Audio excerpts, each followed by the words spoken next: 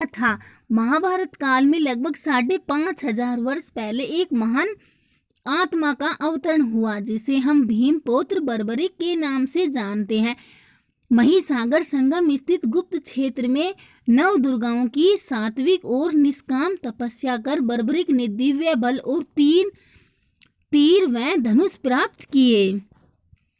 कुछ वर्ष उपरांत कुरुक्षेत्र में उपलब्ध नामक स्थान पर युद्ध के लिए कौरव और पांडवों की सेनाएं एकत्रित हुई। युद्ध का शंखनाद होने ही वाला था कि यह वृतांत बर्बरिक को ज्ञात हुआ और उन्होंने माता का आशीर्वाद ले युद्ध भूमि की तरफ प्रस्थान किया।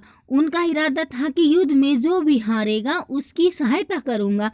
भगवान श्री कृष्ण को जब यह वृतांत ज्ञात हुआ तो उन्होंने सोचा कि ऐसी स्थिति में युद्ध कभी समाप्त नहीं होने वाला।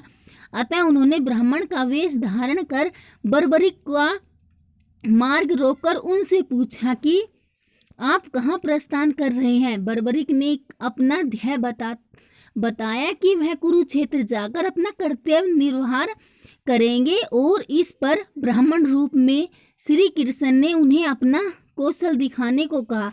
बर्बरिक ने एक ही तीर से पेड़ के सभी पत्तों को भेद दिया सिवाय एक पत्ते के जो श्री कृष्ण ने अपने पैरों के नीचे दबा दिया था।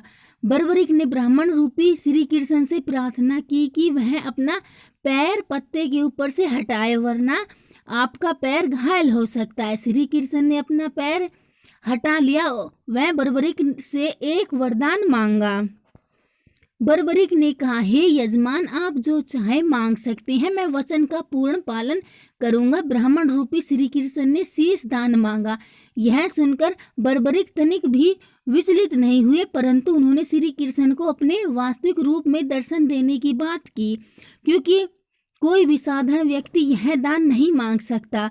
तब श्री कृष्ण अपने वास्तविक रूप में प्रकट हुए। उन्होंने महाबली त्यागी तपस्वी वीर बर्बरिक का मस्तक रणचंडिका को भेंट करने के लिए मांगा और साथ ही वरदान दिया कि कलयुग में तुम मेरे नाम से जाने जाओगे, मेरी ही शक्ति तुम में निहित होगी। देवगण तुम्हारे मस्तक की पूजा करेंगे। जब तक यह पृथ्वी नक्षत्र चंद्रमा तथा सूर्य रहेंगे तब तक तुम लोगों के द्वारा मेरे श्री श्याम रूप में पूजनीय रहोगे। मस्तक को अमृत से सींचा और अजर अमर कर दिया।